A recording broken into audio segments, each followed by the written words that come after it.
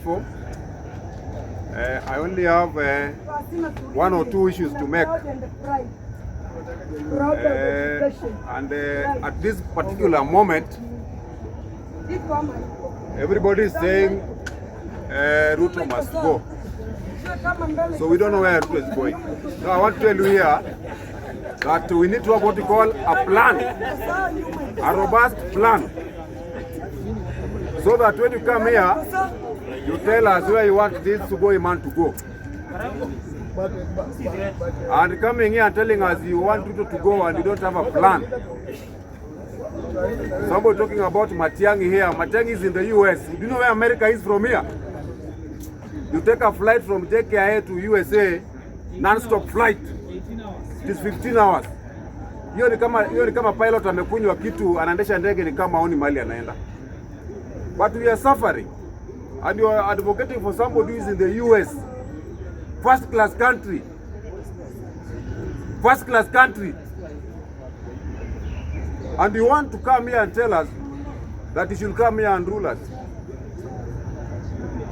If Matiang'i is a good man, then he ought to have not even gone to the US after the Uhuru government. He should have remained behind to spearhead what his boss mentored him to do well. But from the point of view, I want to talk about what we call political possibility. Political possibility. What can happen and what cannot happen. Now, we only have two possibilities in the coming elections. One, either Ruto to be there or for him to leave. Pride and the proud. There are only two options. Those are what we call the political possibility. It is Ruto to go home or for him to remain. Now, I want to talk about political metrics. If Ruto will be going home, how should he go home? Do you want to send him packing? Like I see some of you here, you marry today, then the next morning to tell your wife that I'm tired of you, now I want to go and leave and go back to your parents. That is not the way to do it. And that's why I'm coming on this platform and tell you guys that we need what to call a plan, a robust plan. So when you come here, tell us what you think is right. Not guesswork. Guesswork does not work. It only works in maybe tenders, where you guess that somebody is going to get this tender. Like I was seeing the other day, people were guessing who is going to be the IEBC chairman. Maybe their guess was right or wrong. But I told the people here that that IEBC issue was not going to end after the approval by the panel that had approved those people to be vetted by parliament. And I said it here, that matter is going to be in court. And whatever I told you guys, it was what is happening currently. I told you that the High Court of Kenya is going to give room for vetting by parliament. Now, what is your next guess after vetting by parliament? Do you think those guys are going to be out?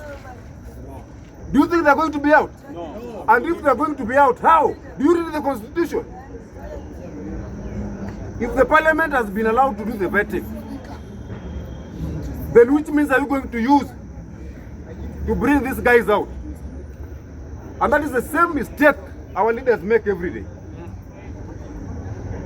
They allow the unlawful act to go ahead, then they come here and laugh with you. Have you gone to your neighbor and asked him what he ate last night?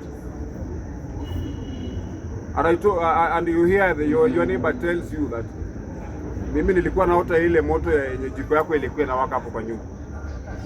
That is the scenario. These are the narratives that we don't want.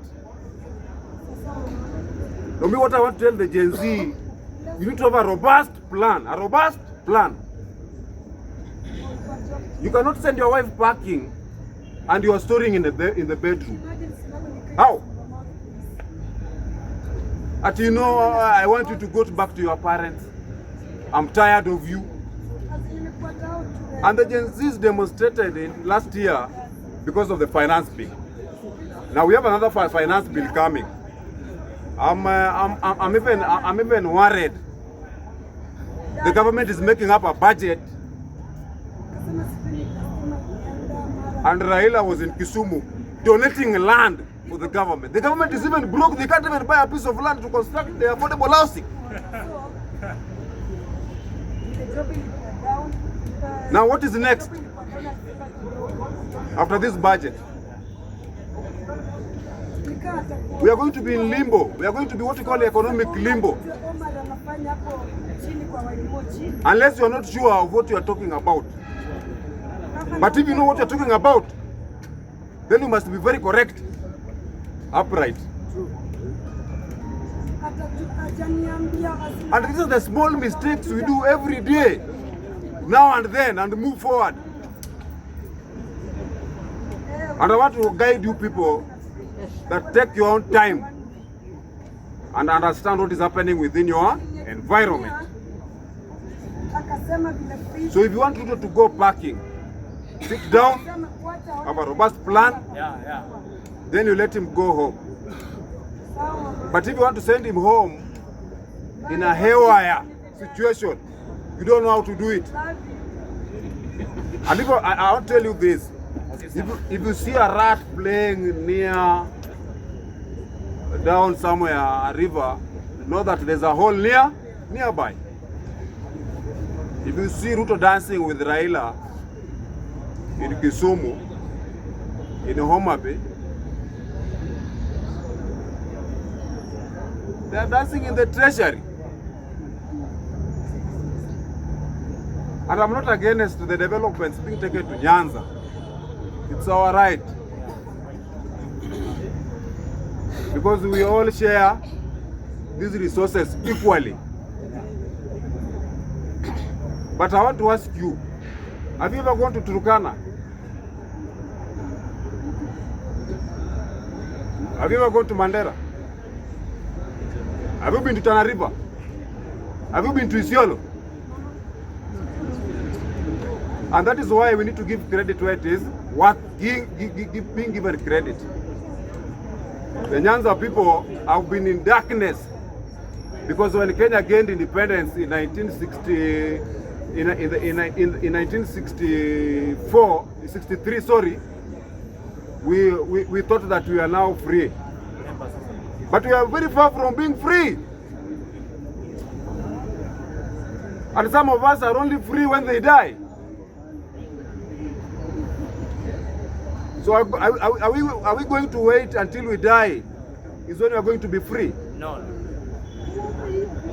Let us make what we call being situational awareness, that you understand what is happening within your environment. Hao wanasiasa wamekuwa wakituchezea sana. Mtu anakuja anachaguliwa, baada ya kuchaguliwa anakuja hapa Nairobi, hata constituency yake hajui iko wapi kwa map ya Kenya. You give somebody a member of parliament the map of Kenya and he cannot even tell us where this constituency is from the map. Ati mimi nikienda kwangu natumianga Mombasa Road. Unajua Mombasa Road iko wapi? That is what the MP can say. Finally. When I'm winding up. Finally. We need to be sober all the time. And I want to advise all of us that let us take our own time. The time is coming when we are going to make a big decision for this country. And that is in 2027. The decision is going to be whether you are going to vote for Ruto or not. And my issue is, who are you going to bring in? Okay? Now members, mimi nikimalizia nataka tu kusema uchaguzi inayokuja tukae chini tufikirie mara 17 kama tunaweza, na sisi wote hapa tuchukue kura. Unajua speaker, watu wanaongea hapa sana, lakini mimi nataka kusema hivi, watu waende watafute jinsi ya kuchukua kura. Because if you don't have a vote, hata uongee namna gani, hata uongee French, hata uongee kizungu gani, it is not going to end well. Sawa. Otherwise